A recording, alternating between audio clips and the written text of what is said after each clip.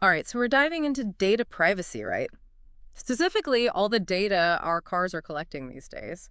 I gotta admit, the research you sent over was a little unnerving. It seems like our cars are spying on us more than we realize. Yeah, it's definitely something a lot of people aren't aware of. The whole landscape of car ownership is really changing. I Yeah. mean, it used to be all about the engine and the horsepower, but now it's all about data. Yeah. And data privacy, that's where things get a little tricky. So you're saying my car is basically a computer on wheels now? Pretty much. Oh, It's yeah. like having a smartphone that can also drive you around. Mm. And just like our phones, cars are constantly collecting data. There was this report from the Mozilla Foundation back in 2023. They put 25 major car brands through these privacy tests, and, well, none of them Yes, passed. in single one. Nope. Every single one failed. Hmm. And we're not just talking about your speed and location here, although that's part of it. We're talking facial expressions, what you're listening to on the radio, even potentially your health information. Hold on, facial expressions. How are they even getting that? Cars these days are just packed with sensors, and the technology is only getting more advanced and more invasive, you could say.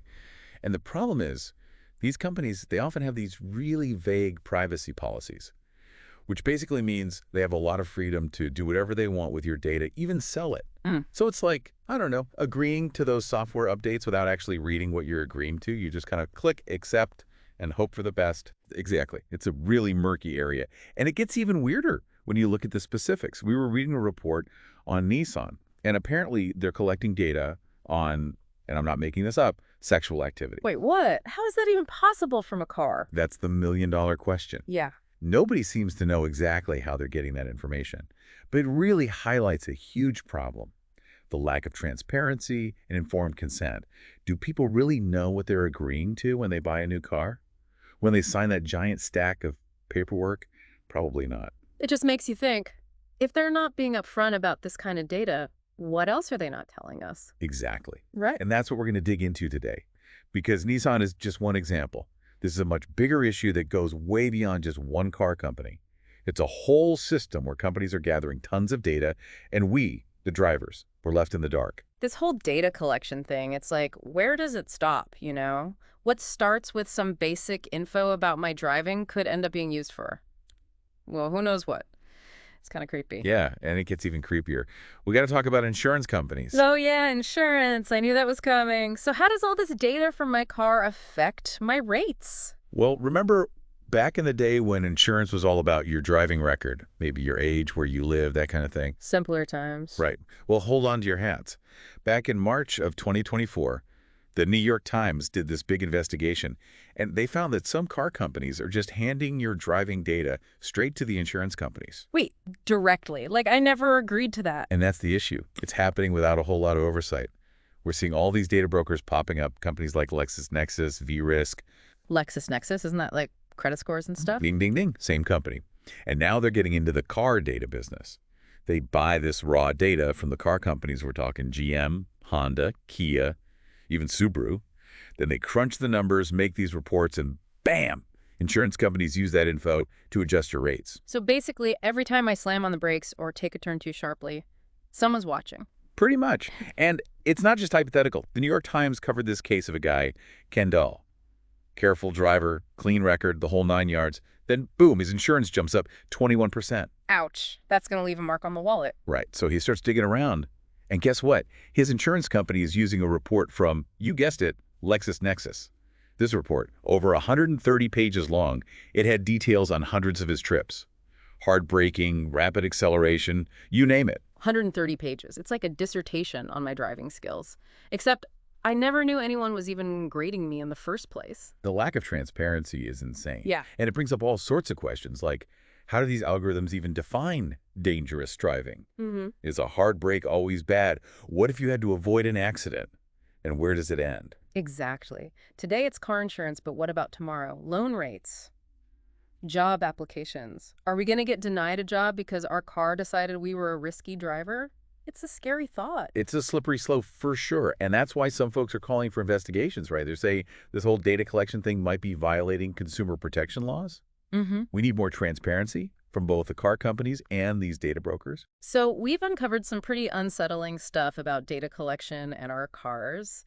It feels like we're kind of stuck in this digital web and we didn't even realize it was there. It's definitely eye-opening. and a little unnerving. Oh. But it's not all bad news, right?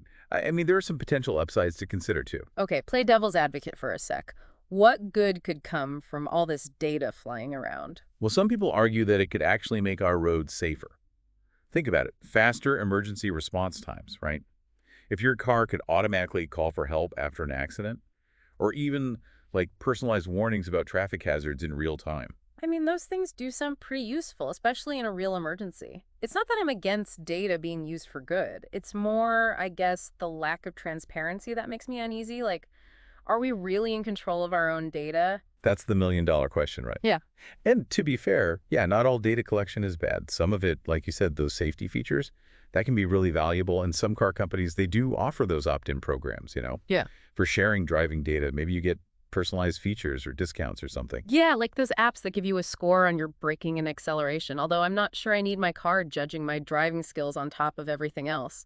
But that's exactly it. Shouldn't it be our choice? It all comes back to transparency and consent. 100%. Burying an opt-in clause in some giant legal document, that's not real consent. We need some clear regulations, some consumer protection here. So, are there any solutions on the horizon? Anyone fighting for our privacy? Absolutely. There are some people out there trying to make a difference. Senator Edward Markey, we mentioned him earlier, he's pushing for regulations that would force car companies to be way more upfront about what data they're collecting, how they're using it, who they're sharing it with.